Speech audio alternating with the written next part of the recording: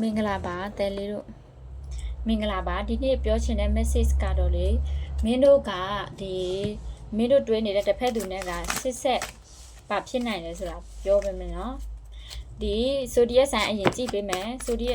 က်ဆန်ပါတဲ့လူတွေကကြတော့ဒီဟိုလာနားထောင်လို့ရတယ်နော်မင်းတို့ရဲ့တစ်ဖက်သူနဲ့ကဘယ်လိုမျိုးအရှင်ဘာဆက်ဖြစ်လာမလဲပေါ့ပြီးတော့ဆိုဒီယက်ဆန်အရင်ဆွဲကြည့်ပေးမယ်ဗာဆိုဒီယက်ဆန်တွေပါမလဲဆိုတာနော်အဲ့တစ်ဖက်သူကလည်းဆိုဒီယက်ဆန်တွေဆက်လာဖွင့်ကြည့်ပေးမယ်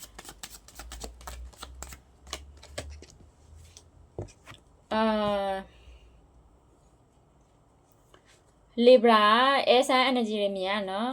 air sign ကကြတော့ဒီGemini ရယ် Libra ရယ် Aquarius ရယ်ပါတယ်ဆက်ဆွဲကြည့်ပေးမယ်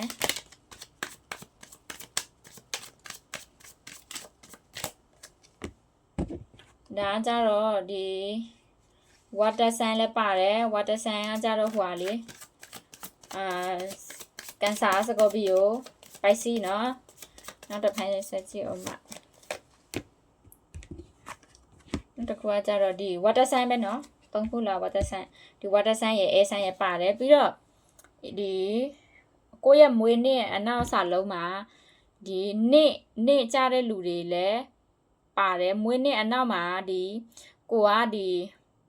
water sign ဖြစ်နေမယ်ဆိုလို့ရှိရင်ကိုယ့်ရဲ့မွေးရက်အနောက်မှာ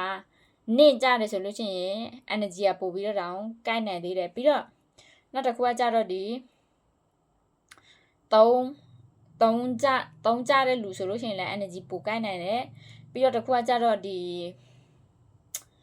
အဲ့ဒါပေါ့နော်ဒါဆိုလို့ရှိရင်ထားဆွဲပေးမယ်နော်မင်းတို့နဲ့မင်းတို့တွေးနေတဲ့သူကမင်းတို့တွေးနေတဲ့မင်းတို့နဲ့တစ်ဖက်သူကပါဆက်ဖြစ်မှာလေမင်းတို့တွေးနေတဲ့တစ်ဖက်သူနဲ့ပါဆက်ဖြစ်မှာမင်းတို့တွေးနေတဲ့တစ်ဖက်သူနဲ့ပါဆက်ဖြစ်မှာမင်းတို့တွေးနေတဲ့တစ်ဖက်သူနဲ့ကပါဆက်ဖြစ်မှာလေမင်းတို့တွေးနေတဲ့တစ်ဖက်သူနဲ့ပါဆက်ဖြစ်မှာတစ်ဖက်သူနဲ့ကပါဆက်ဖြစ်မှာမင်းတို့နေတဲ့တစ်ဖက်သူနဲ့ပါဆက်ဖြစ်မှာလေပါဆက်ဖြစ်မှာလဲဆိုလို့ရှိရင်တော့အခြေအနေအရာဆိုလို့ရှိရင်တော့အခြေအနေကတော့ဒီလောက်ဆဆာတော့မဖြစ်သေးဘူးတည်ငြိမ်နေအောင်မယ်ဒီဟွာဖြစ်နေအောင်မယ်ပေါ့နော်အခြေအနေတော့စောင့်ကြည့်နေအောင်မယ်တည်ငြိမ်နေအောင်မယ်စိတ်ထဲမှာတော့ဒီတွေးမိနေတာမျိုးတော့တွေးရတယ်ဘာဖြစ်လို့အခြေအနေကတော့ပြောတဲ့အတိုင်းပဲပေါ့နော်အတွေးထဲမှာပဲဒီအခြေအနေကတရားအတွေးထဲမှာပဲတွေးနေမိတာမျိုးတကယ်တမ်းကျတော့ action ဘာမှမယူရသေးတာမျိုးတော့တွေးရတယ်နော်ပြီးတော့တစ်ခုကကျတော့ဒီလှုပ်ဆောင်ချက်တစ်ခုခုလှုပ်ဖို့အခက်အခဲတွေရှိတာမျိုးတော့တွေ့ရတယ်လှုပ်ဆောင်ဖို့တစ်ခုခုလှုပ်ဖို့ကကြတော့နည်းနည်းရင်လေးစရာတွေတစ်ခုခုကြုံနေရတဲ့အနေအထားမျိုးမှာတွေ့ရတယ်ပေါ့နော်အဲ့လိုအနေအထားမျိုးမှာကြောင့်အဲ့ဒီအနေအထားမျိုးမှာကြောင့်ဒီတာဝန်ယူရတဲ့အရာတွေကြောင့်နည်းနည်းဟိုဖြစ်တဲ့ action မယူနိုင်သေးတဲ့အနေအထားမျိုးတွေ့ရတယ်ဒါပေမဲ့အရင်တော့မဆိုးပါဘူးเนาะအဲ့ဒီအရင်ဟိုမဖြစ်နိုင်တော့ဘူးဆိုတဲ့အနေအထားမျိုးမှာတော့မဟုတ်เนาะအဲ့ဆိုလို့ရှိရင်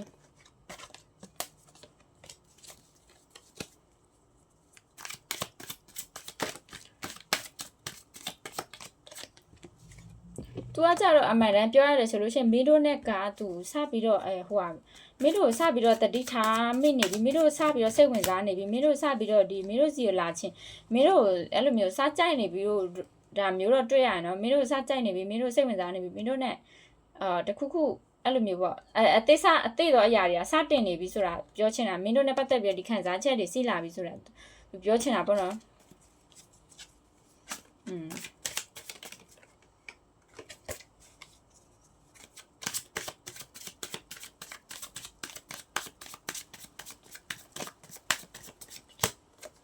တပည့်သူနဲ့ဆက်ဆံရေးရကြတော့နည်းနည်းတော့ဟို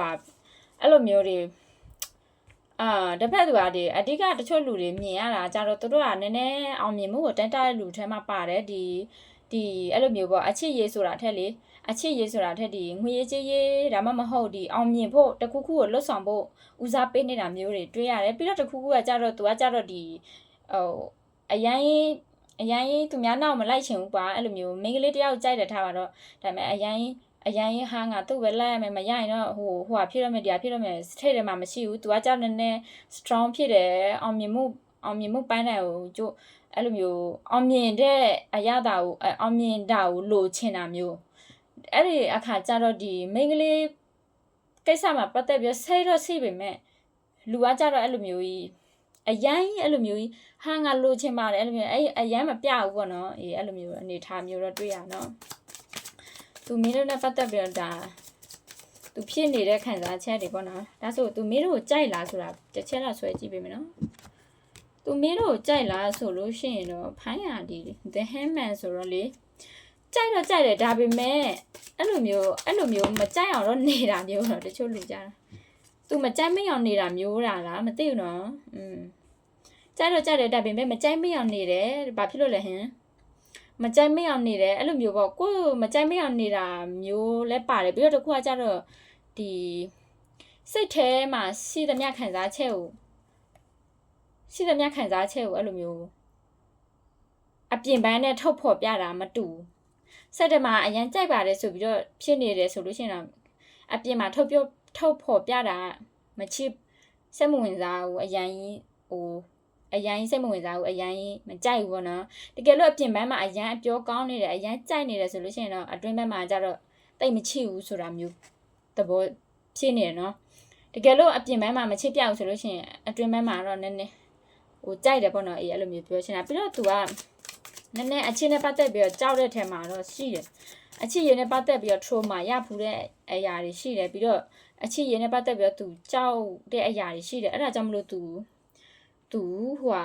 ခံစားချက်ကိုတိတ်မဖော်ပြတတ်တာနေမယ်နော်ဒီအချင်းနဲ့ပတ်သက်တဲ့ခံစားချက်ကိုသူကြောက်ရွံ့နေတာမျိုးတွေလည်းတွေ့ရတယ်နာကျင်ဖူးတာလားမသိဘူးနော်ဒါတွေကနာကျင်ဖူးတော့အဲ့လိုမျိုးကြောက်နေတာမျိုးတော့တွေ့ရနော်ပြီးတော့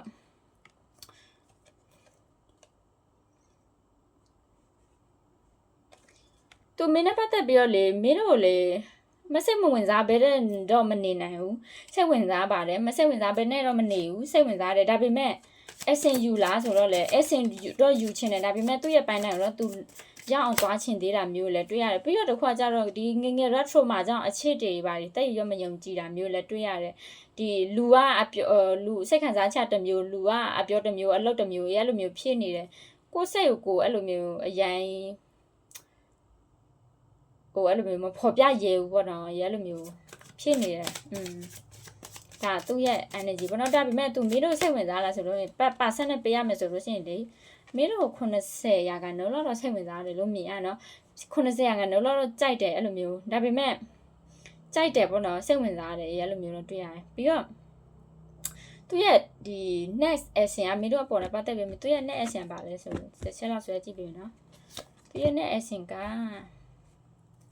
ဒီ art ဖိုင်သူမင်းနဲ့ပတ်သက်ပြီးတော့ဒီ next action ယူလာဖို့ကကြလေသူဒီမင်းတို့နဲ့ပတ်သက်ပြီးတော့ဒီတစ်ခုကိုလေအဲ့လိုမျိုး balance ညအောင်ထိန်းနေရတာလားမသိဘူးဒီမင်းတို့ကတစ်မျိုးသူ့ရဲ့ပညာရက်တစ်မျိုးဒါမှမဟုတ်သူ့ရဲ့ရေးရတစ်မျိုးအဲ့လိုမျိုးနှစ်ဖက်နဲ့ဖြစ်နေတယ်ဆိုတော့အဲ့ဒီအရာနှစ်ခုလေသူအဲ့လိုမျိုးစိတ်ထဲမှာစူးစမ်းပြီးတော့ကန်တွယ်နေရတယ်ပေါ့နော်ဘလို့စိတ်ဆက်သွားရင်ကောင်းမလဲဒီလိုမျိုးလုပ်ရင်ကောင်းမလားဟိုလိုမျိုးလုပ်ရင်ကောင်းမလားအဲ့လိုမျိုးစိတ်ထဲမှာတွေးနေတယ်ပေါ့နော်ပြီးတော့တစ်ခွက်ကြလေသူနောက်ဆိုင်တင်းနေတာမျိုးလည်းတွေ့ရတယ်ခံစားချက်ကိုတိုက်ပြီးတော့ပြပြတမဆုံးဖြတ်ချက်ရဲတာမျိုးတွေတွေ့ရတယ်အခြေနဲ့ပတ်သက်ပြီးတော့နော်မဆုံးဖြတ်ရဲတာဒီအခက်ခဲတွေကြောင့်ပေါ့နော်မင်းတို့သိဆုံးနေမှာပါဒီဘာအခက်ခဲရှိတယ်ဆိုတာဒီအခက်ခဲတွေကြောင့်ဒီခံစားချက်တေးချာမဆုံးဖြတ်ရဲတာမျိုးတွေလည်းတွေ့ရတယ်နော်ပြီးတော့တစ်ခွက်ကြတော့လေကိုအရန်အဲ့မျိုးခယူးဆိုင်ဒီအဲ့လိုဟာတွေကြောင့်ပဲကိုမထိခိုက်စေနဲ့ပေါ့နော်ကိုလည်းခယူးဆိုင်အောင်လို့ပြောချင်တယ်နော်ပြီးတော့တစ်ခုကအဲ့လိုမျိုးအဲ့ဒီဟာတွေအတွဲတွေပဲများပြီးတော့အဲ့လိုမျိုးကိုမစုခယူးမဆိုင်မိဘူးဆိုလို့ရှိရင်တော့နည်းနည်းကျမ်းမာရေးတော့ခယူးဆိုင်ရမယ်နော်တစ်ဖက်လူကလေပြီးတော့တစ်ခုစီသေးတာမင်းတို့နဲ့ပတ်သက်ပြီးတော့လေသူစပြီးတော့သူက next action တစ်ခုကကြတော့သူမင်းတို့နဲ့ပတ်သက်ပြီးတော့လေအရန်မင်းတို့လိုချင်တယ်အရန်လိုချင်တယ်ဒါပေမဲ့